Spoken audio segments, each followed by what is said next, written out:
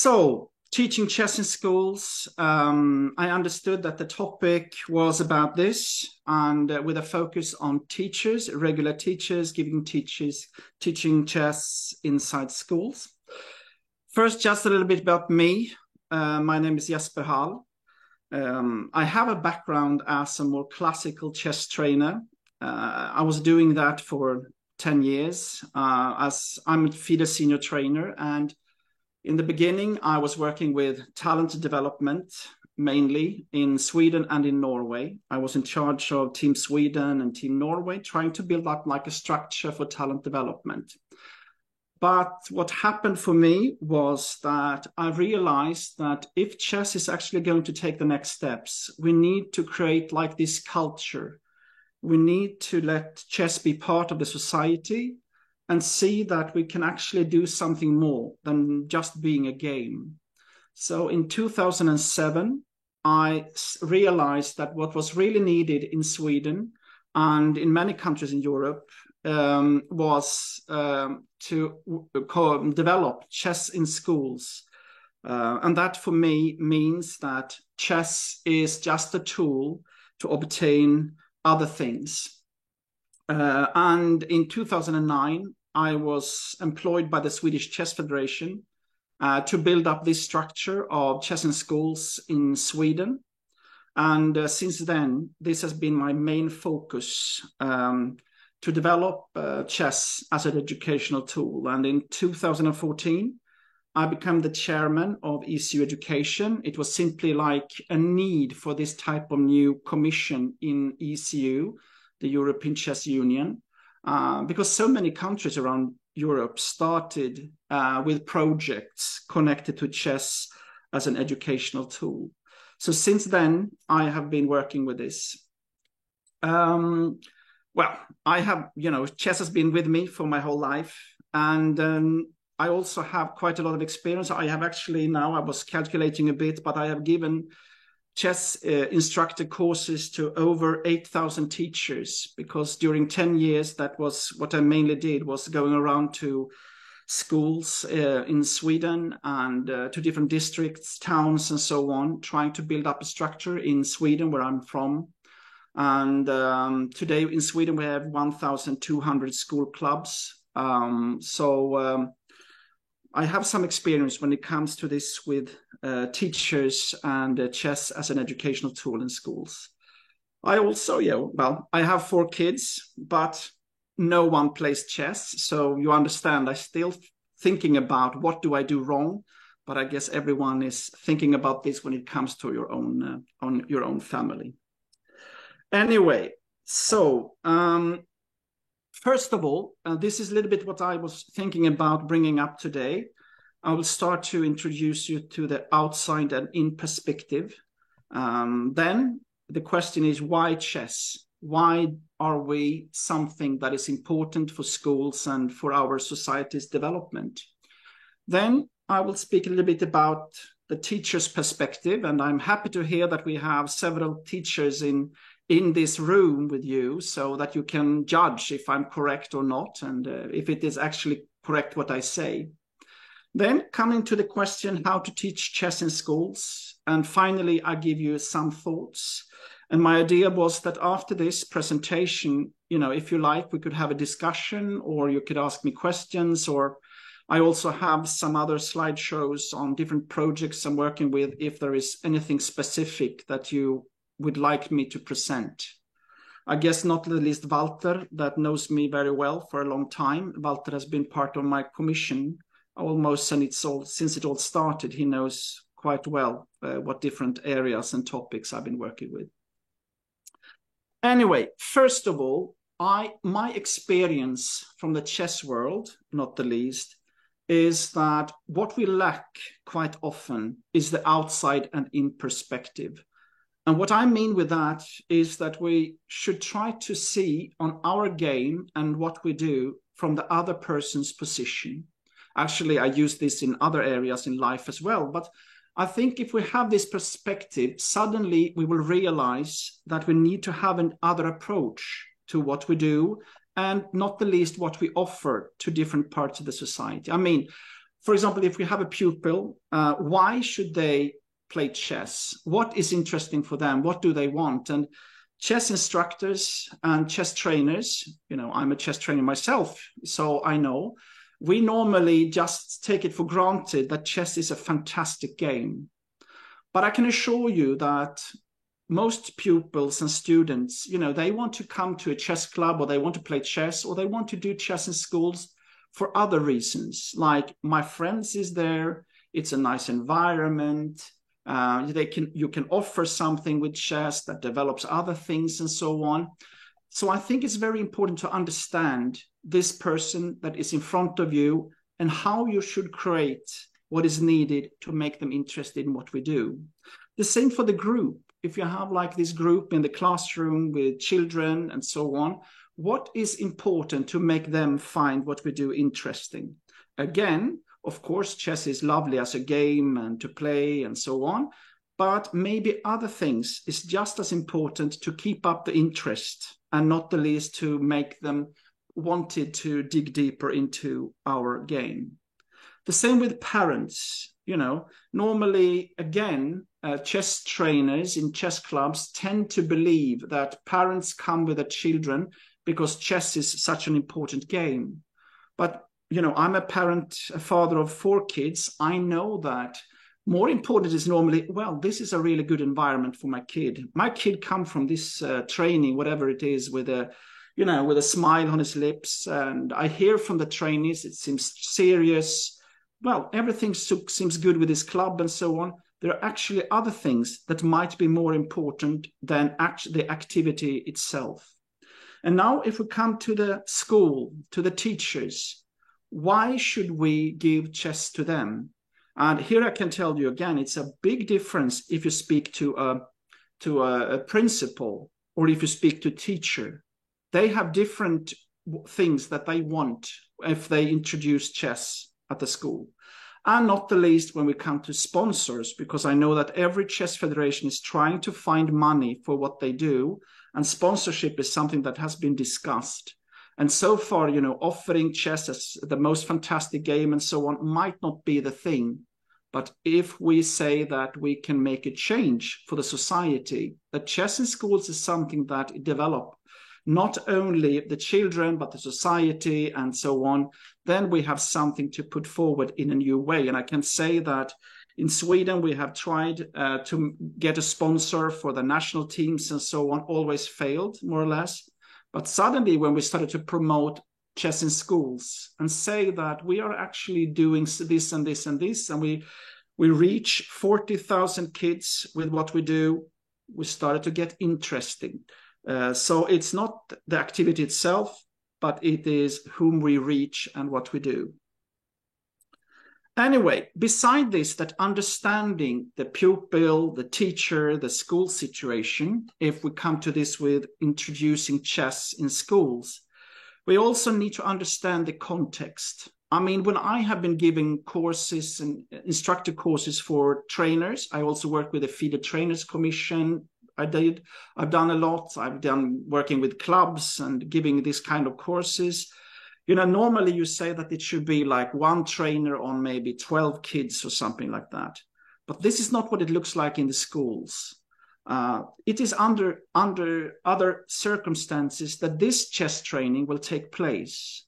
And also, of course, it's a big difference to have a teacher that is very good when it comes to organizing the kids, taking care of them, and this with a good environment, but normally a little bit less knowledge when it comes to our game. How should we support them? What do they need to be able to do a good job? And then, of course, also the children. If you have a classical chess club, that means that the children have chosen our game. They come to another place every week, and the parents are following them, supporting them. But when we have a school situation, we are dealing with kids that most of them, they are not so interested in chess. Well, okay, it's better than other subjects maybe. It could be a bit more fun and so on. But we need to understand where is their motivation? What are they interested in? And of course, also, what are the goals? When it comes to classical chess training in a club, normally you want to develop the kids But from a chess point of view, you want to become better in chess. But this might not be the first goal for a teacher or for a school. But more interesting is, of course, that if you start with chess, your children will have better grades. If I, through our game, can develop the ability to concentrate, this, I can assure you, is so much more important than telling them that you are going to become much better in chess with me as a chess instructor, for example. So, from a teacher's point of view and from a school's point of view, why should a school go for chess? Why should a teacher introduce that? Normally, I would say that we are focusing on the social aspect, that our game is fantastic for the classroom because everyone can join in, everyone can take part in what we do.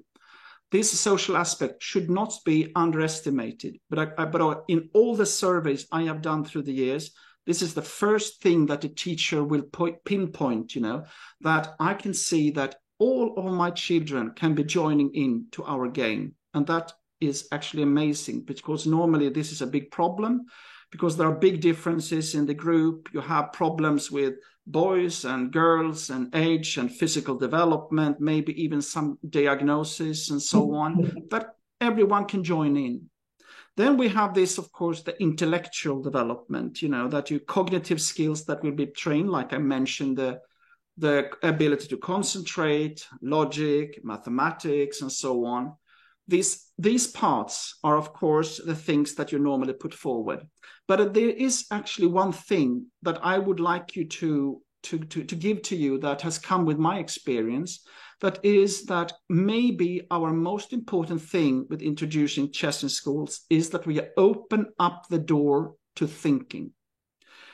Every teacher that I meet, it's not difficult to teach children who come from a good socioeconomic background. They are, interested in school. They want to develop. They are supported by their parents and so on. But it is normally the weakest ones that you have to fight with as a teacher. How can I help them?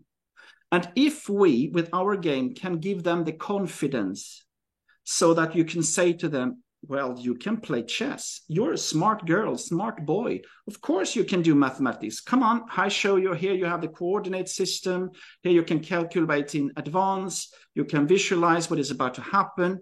Suddenly you can maybe open up this door. And if we can do that, we have made a big change and we have really supported schools and the environment, I believe. Beside that, okay, so because I have also met, I think it's 385 principals through the years, because in Sweden, the schools are very decentralized. You need to win school by school. You are sitting there selling our game. And the first thing to understand, again, if we come to this with outside and in perspective, is that instead of pinpointing that we are coming with chess and chess is good for kids, but without any more than that, then I normally say that I can solve a problem for you. First of all, it is this which crosses all the barriers, this social aspect that I mentioned. This is, actually, not the least for teachers, something that is fantastic. Then we have this with concentration ability. This is also something, if you have this classroom, and you're not the least if you introduce that I try to do, saying that we are going to create a room of concentration together when we play. So we try to play in silence a bit and so on. And when you understand that they are captured by our game and they concentrate and they improve concentration over time, then again, they see an important development. Then we have logic, creativity. Also, that's that when you play chess, you have to be disciplined. You have to, be good behavior. And, you do not speak too much. You have these rituals with shaking hands and so on. It is very good. Also for the environment overall. From a teacher's point of view, you also need to show them that it's actually easy to teach. Because this normally, we come back to that later, but normally that is the biggest fear of someone that is a regular teacher. Well, of course they are, used how to teach, But with this subject that is so difficult, you need to show them that they can do it. And it's actually quite easy if you do it in the right way. Then I come to what I normally call the principal's favorite. Like I said, I've been to selling chess, if I put it this way, or when I say selling, I mean more, to convince them that they should go for chess. And, I tell all these fantastic things with our game, there were social things and so on. In the end, when I say, and they look a little bit suspicious, but in the end, when I say that, and actually our game is more or less for free, it's inexpensive. Everyone can afford to play chess because there is not much equipment and it's working so well inside the classroom. It's so easy to deal with. They get interested, especially if I say it's for free, they get really interested because, frankly speaking, this is what the principals are fighting with, the economics. My experience is that in many European countries, instead of being pedagogic leaders, they are becoming more like economic finance protectors, and trying just to make this finances up and running. Finally, of course, chess is fun. It is a game. And if someone enters a room where you have a chess lesson, you will find out that children would just love to play it. And of course, for a teacher to have a pedagogic tool that everyone loves, that is fantastic, I believe. So with this as a background, we also need to understand the teacher's position. It is, because I can present, fantastic curriculums. I can, magnificent stuff you could do that. But in the end, you need to understand what is the situation in the classroom. And here, I guess it's different in Sweden and in Germany and in France and whatever country in Europe. And I guess also different areas of Germany, different regions, but also between different schools. At least in Sweden, I can show you that the differences between schools are getting bigger and bigger. We have some elite schools, I would say, and some that have got real big problems. And of course, it's a big difference to give lessons and not the least to introduce a game like this for the different categories. Anyway, first of all, you need to understand that it is not chess in itself that is important. It is what we can do through chess that will be interesting for teachers and schools. Then you need to understand what is the situation. At least in many schools in Sweden, we have 30 kids and only one teacher. How can you organize chess training and chess playing under these conditions? That must be something you support them with as a federation, as chess instructors and so on. You need to make a concept that works within this context. Then you have the teacher that normally knows less chess than a chess instructor. How should this material that we provide them with look like when we have this? Finally, one other thing that, of course, you need to have a very good answer to when it comes to teachers. Everyone will ask themselves, can I do it? Because I know so little about chess. So that's why I say you need to show them how easy it is to actually teach chess in schools. Another thing that has been a difficulty in many countries is the administration. Teachers today, that is my experience, they love the children, they love to teach, but there is quite a lot of paperwork and administration and things surrounding it. So for me, a big part of my job introducing chess has been to take away as much administration as possible from them. They should be focusing on teaching chess and go into this because that is fun. That is what they want to do. All the things surrounding it, that is something that I try to help them with taking away.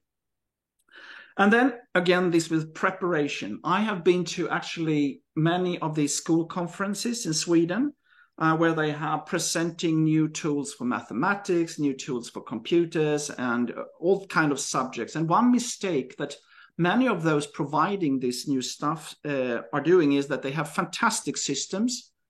But when the teachers ask them, okay, how long do I need to understand how to give this type of lessons and do this new, maybe they have a new computer program showing geography from a new point of view and so on.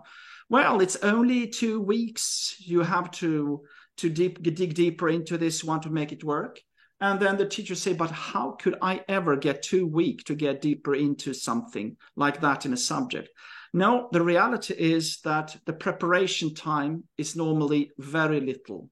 And we must do a material instructions and support the teachers so they can have as little preparation as possible. It should be very crystal clear what to do. It should be a great support so they quickly can just start to teach. Another thing that is a problem for chess school is that there is normally very little money to buy stuff. This is what every school is afraid of. But my experience is that still copying handouts is a possibility. So what I normally recommend is that if you do this kind of material and stuff and so on, I know that many federations and so on also want to make some money on this. But again, I say it's quite little money in one way, and not the least for buying materials and workbooks for kids and so on. But if you make good PDFs and support the teacher with that, normally they can copy it for free at the schools. So the needs, you need to support teachers with chessboards and pieces, a demonstration board. Of course, it can also be digital these days. There are many good stuff, but maybe some prefers to have a physical one.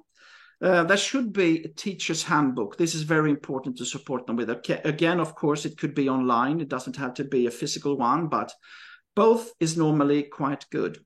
And then you need to help them with having handouts and pupil workbooks, whatever you want. I just want to say again that I don't want to say that this is the only instruction material that should be needed and this way and so on, because I've seen that, not the least in Germany, through Walter and through Boris Brun, that I also have had contact with through the years. I can see that there is good materials around Europe. So normally that is not the problem. It's actually more how to use it and how we support the teachers so they can use it that is the problem. Then you can have extras like chess tools. For example, I've seen this box with nice chess tools for schools and so on, with chess dices and all of this kind of stuff. Great stuff, I would say. That could be something extras. Instruction videos, I have done a lot, because this is something I believe could be a great support for teachers. If you have good instruction videos, not the least when it comes to the chess content, because that is where they normally feel a little bit more unsecure, then this could be a great support. Chess clocks and other type of technology could also be extras. Okay, what I will present to you now is what I call the playing method. And it is based on my experience working in Sweden, Norway, and in Europe. I have visited most countries actually and seen how they work. And first of all, in a classroom, you have a fantastic thing with chess, and that is that children love to play. So if you just put up like 10 chess sets, 20 children come in, they will start to play and they will do it on their own. And you almost, as a teacher, you have this for free because it's so funny. So in a way, you have a good situation for teaching. And of course, we should make use of that. So that's why a little bit I call it the playing method. And my basic idea is also that working with teachers, always you need to take it step by step. And my idea is that we must have the basic situation for teachers where they feel confident. And that is normally when it comes to organizing and meeting the children. So the basic stuff, what I do actually is in the courses that I give in Sweden and also in Europe, we have like 3 levels. The first course is more about how to organize chess. Use mini games. I'm a great fan of mini games. And how do you arrange this type of tournaments in the classroom? Because if you give them these tools, you give them good mini games so they can learn by playing, you let them play, and you arrange the situation and environment in a good way, you will actually, every teacher can do this. Everyone can handle this one, not only those who have really good chess knowledge as well, but every teacher, because that is what they are skilled at. So I normally let the teachers start with the playing method. That means, okay, we train now how we do this with organizing the playing. Then, they get a little bit more what I call warm in their clothes. I don't know if you say that in Germany, but that means that they, now they start to understand how it works. They get more into chess and so on. They can add in puzzles and exercises, some small teaching and so on. And of course, if they have even more knowledge of chess, if they feel more secure in the situation, you have a full system with a curriculum where you maybe have this perfect balance between both teaching, let the children play, and a good variety in this. But again, take it step by step, and I can assure you that also the very first method, playing method, children will love it because they love to play. This with mini games, I think most of you are acquainted with that. That is simply games, but with fewer pieces, simpler rules, simpler games that are accessible for children. And I think this is such a strong tool in the classroom. The reason for that is also that the children will feel a greater sense of achievement. They come home from school, from the very first chess lesson, and they come home and say, I actually learned a new game today. It was called Cross the Board, and, they feel, okay, I can see that. And you can also track this development of the children. Then it is easy to integrate into schools, and not the least, it is easier for school teachers. So I think personally, I always base what I do in schools on mini games. And what I have tried to do in my work is that all the time I try to make a new brick into this concept, what we can offer to schools. And 2 years ago, I came out with this book about the best mini games, play and learn. And I also have exercises connected to the mini games. I think it's the best 46 mini games I have found that could be used. I don't say that this is the only book. I now know that there are several mini games books coming out. But the point is that with this in their hands, the teachers will always have something to teach. For example, I also ask the teachers, what should the book look like? They said it should be this with a ring holder, because then I can easily flip up the book and I can have it in front of me giving the lesson and so on. So when you, as a chess federation, when you are developing your material, always involve the teachers so you make it in line with what they want. So, for example, what I recommend is that, teach them step by step towards classical chess. You start with cross the boards, and then you add in cross the board is played only with the pawns. If you reach the other side with one pawn, you will win. This is the game. I guess most of you know this since before. And then you can add in pieces like the king, you can bishop, knight, rook, and you can add in these complexities step by step. And there are so many nice mini games that you have, so you can bring the children forward. So what I try to do in the very first course, first of all, I should tell you that these 3 steps of courses that I give, the first course I call Chess is so easy to teach that everyone can do it. And then the teachers, that some of them, 25% of those that I have given courses to, are teachers who do not know the rules of chess. But still, after this short course, could be for a day, or could be even for, sometimes I even have it in 3 hours, they feel that they have something concrete that they can actually use in the classroom. And what I do is that I focus on, okay, how do we create this environment, and how can you be an organizer of the play? First, maybe you let the children play freely, and then you introduce this kind of rapid pairing system. Maybe after the first round, you ask the children who did win, they raise their hands, and you put them together and so on. But one very good thing also that I recommend is that you give them the tool that after a certain time, like 8 minutes, if the game is not finished, then you stop it and you educate it. And you, for example, what we normally do in Sweden and in Norway and the Scandinavian countries, is that you simply calculate the points. If anyone is in charge ahead with 5 points or more, you will win the game. If not, it will be a draw. The point with this is also that means as a teacher, you can always calculate how many rounds can I play, and you will be sure to stop the lesson in time. And this is, again, something that is very important. If you let them play freely, without knowing when to stop and how to do it, and how do you finish off the games and so on. I just want to say, of course, if it's checkmate or something like that, of course, the game is over again immediately. But then you can also check always as a teacher, I will be sure that I can finish off in time. That means a good rhythm for the game, and it means that you ensure how long the lesson will be. Another thing that I always use, and this is something I've been fighting for in Europe, and that is the 1, 2, 3 scoring points. That means that you always get 1 point for participating, 2 points for a draw, and 3 points for a win. In normal chess, in classical chess, in the chess world, it is 1 for a win, half a point for a draw, and 0 points for a loss. But children should be encouraged to participate. And it's also very nice, when a parent comes to a tournament and children has played 9 rounds, and they ask, how did it go for you? And they say, okay, I have had 9 points after 9 rounds. Oh, that's not so bad.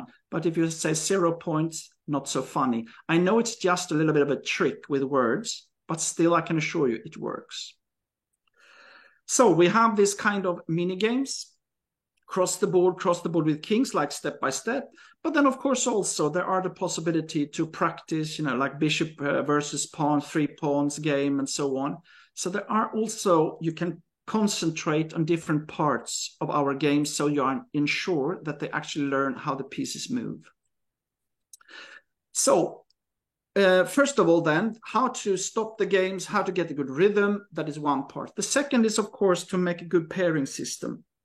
And what I use a lot in schools is this type of tournaments, burger tournaments, we call it. But I call it, in chess in schools, I call it all play all tournaments. I know that there is differences in different countries of Europe. I don't know about Germany, how much you work with this. But, print out this type of stuff, put the children 4 and 4, because normally 3 rounds is quite suitable. If you have 1 hour of chess training, for example, I think 3 rounds is perfect. And you put up the names, you have the rounds, and children, not the least if they are a little bit older, like 10 years old or something like that, they can fill in this system themselves. They understand the system quite quickly themselves. Whom to play with, the little number inside the H square, and so on. So now what you have done is actually to start to give the teacher a good tools for how to arrange with the tournaments. Then we have the ladder. I don't know if that is something you use a lot, but that's simply that each child can have like a sign on the wall. And then what you can do is that you can only challenge people above yourself. So, for example, if Dan is challenging Ben in this situation, in this ladder tournament, and Dan wins, he takes his place and Ben goes down 1 step like this, What is good with this is that children can arrange these tournaments themselves. You could have it like a lunch break tournament, and they can challenge each other. One important thing is that you can never deny a challenge, because if you do, you will go down automatically. So you cannot say no to someone, that is one point, of course. And I mean, I know that in England, for example, in UK, it's very popular to do it like the Premier League. I guess you have another alternative in Germany. You want to have it the same name as Bundesliga, I guess, but could be done. And then you have 2 groups, first division, Premier League, and then you have the one top rung. The ones in Premier League are the only one who can challenge the top rung. So this could be one way also to make it a little bit interesting for the children.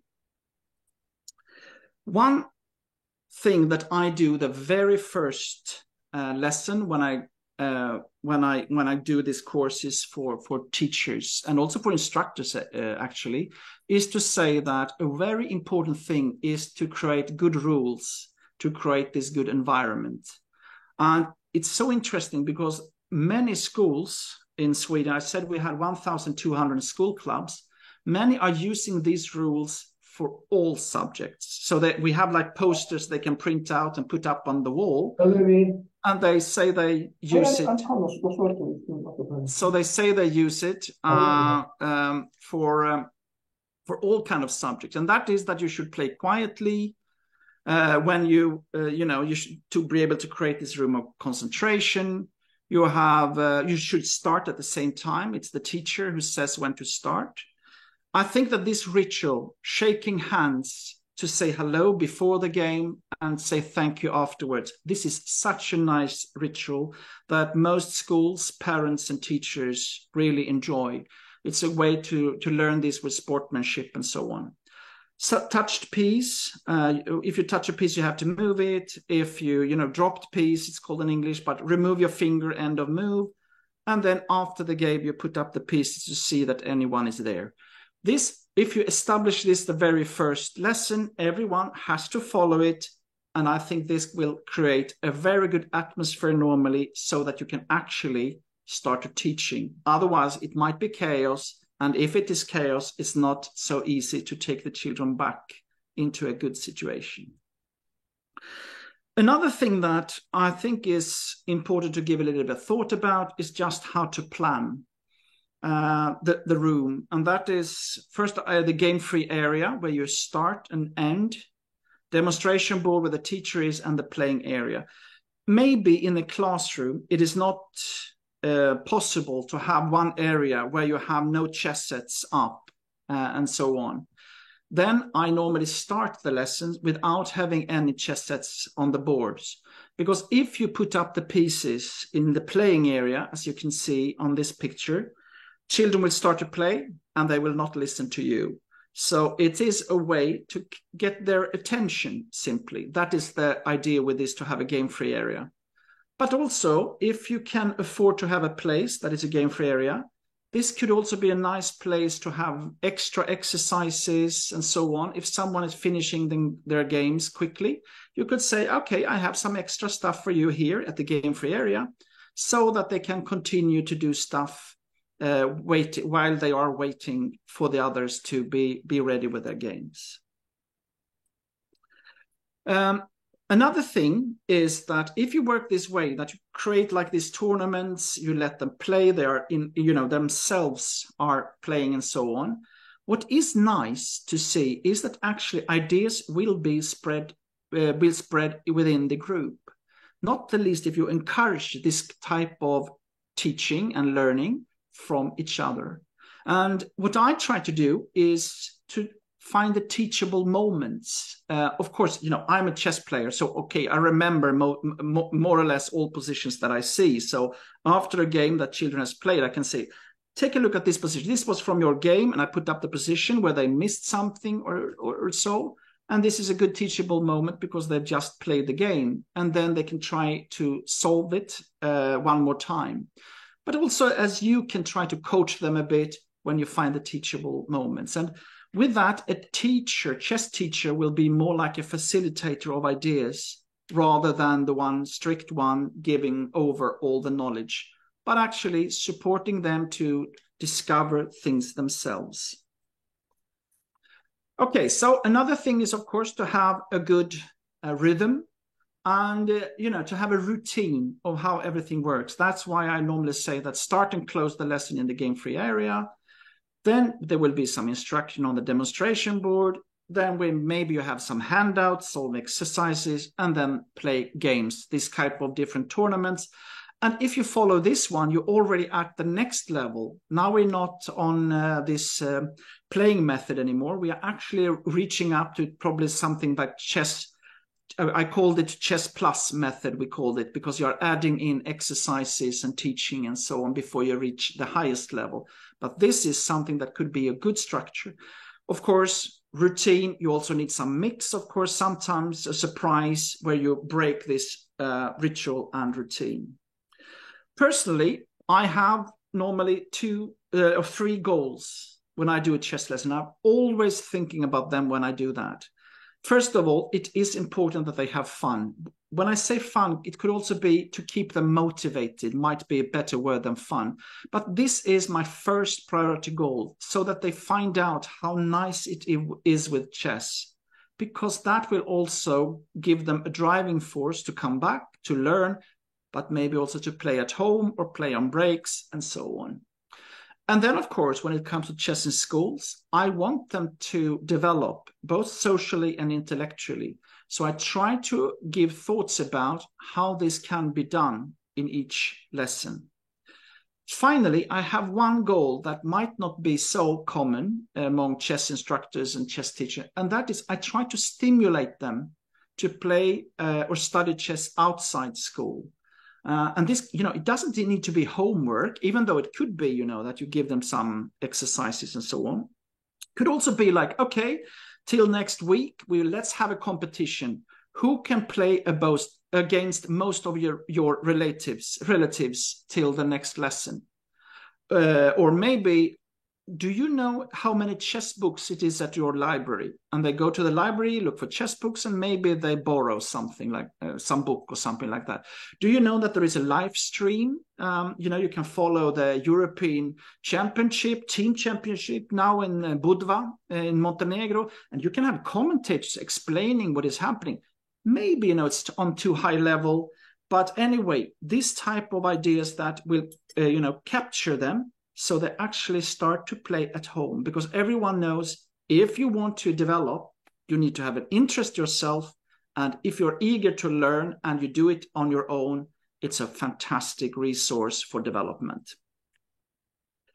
Okay, another thing, if we take the last level, when we come to this with the full schedule and so on, what I do in my courses and what I try to give to teachers and instructors is to think a little bit about term planning.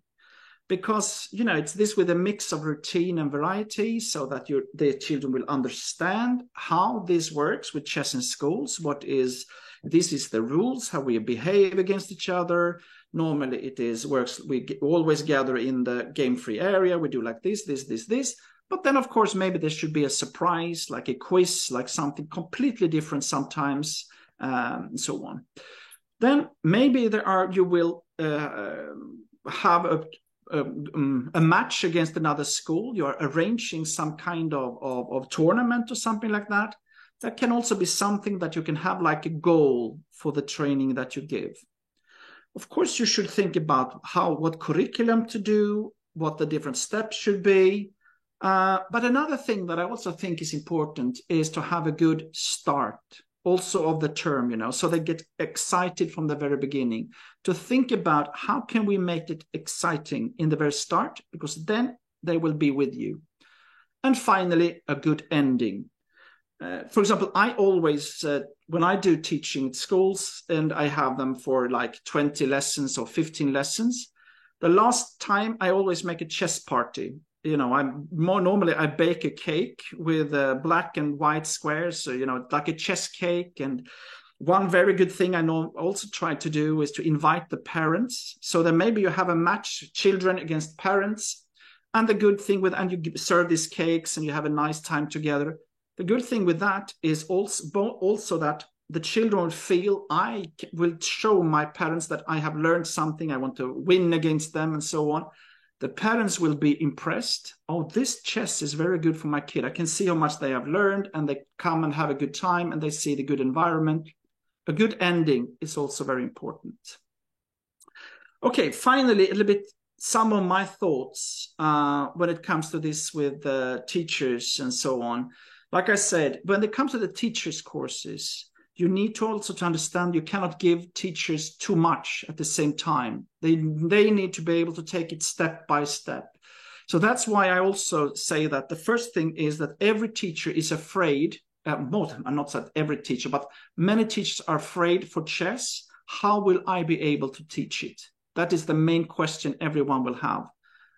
So the first course, normally I name, this is so easy so anyone can do it. And I focus on this with organizing. They give them this mini game. They play this mini game across the board. And as everyone can play it, they feel, okay, I learned actually this. This worked. I understand this. And also for the teachers, you need to support them so they can follow the kids step by step.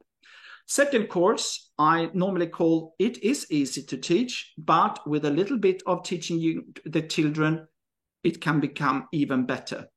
So then I give them some more tools. I introduce maybe this Chess Plus method, where you add in exercises a bit and so on. And then final course that I have, I show all the possibilities. I open up the chess world. You have this, you can do like that. You have the curriculum, think about this. But do not give them everything at the same time, because then it will be too much to take in and you might scare them off. So from the federation's point of view, I would recommend to have a good web page, for the teachers where they feel that they can find printouts, or again, because that doesn't cost anything for the school's point of view. But the main thing might be this feeling, also connected with the web page, that now I have given you the course, you see how easy it is, but most important, you are not alone. We are ready to support you. So, for example, what I tried to do, and we have done in Sweden, is that we have this mentor system. It could be one person from the local club, but nowadays it's more like we actually have some employed people. I think it's 4 employed people that is just supporting the teachers that is giving lessons at schools. And they can call wherever they like. And we also have a system that once every half year, every term, we call them and ask them, how have you been doing? Is everything fine? Do you need anything? How do you feel? And so on, so that we show that we actually care. What is interesting with this was that in the beginning, I thought that the teachers would call us a lot. They would be, if we give them this chance with the mentor system that I call it, they would call us a lot. But when I spoke to them, they said, well, actually, I didn't feel that I needed to call, but just the knowledge made me secure, because that is the point. If you need to, I am there. And this is what I mean with that we should give them this feeling. Take away the administration, as little administration as possible. Find a way of with administration, so the teacher can focus on the teaching and not the administration. Also, there are very little money in chess in schools, is my experience. I know that there are differences in different countries. There are possibilities, but at least from the schools, normally it is not easy if you want this to be up and running, you need to do it in another way. Maybe, I'm more working against municipalities and on a higher level to try to get money for projects when it comes to chess in schools and so on. In Sweden, we have a subsidy system that we have used. Then the money will come from the state. Finally, I want to say, never forget the outside and in perspective. Listen to your teachers. I understood you had 5 in the conference room that you are sitting in. They know, they are the experts. Listen to them. What do they need to be able to do a good job? What kind of support? What should it look like? What are the goals that are interesting for them? Listen to them, the outside and in perspective. This is the key.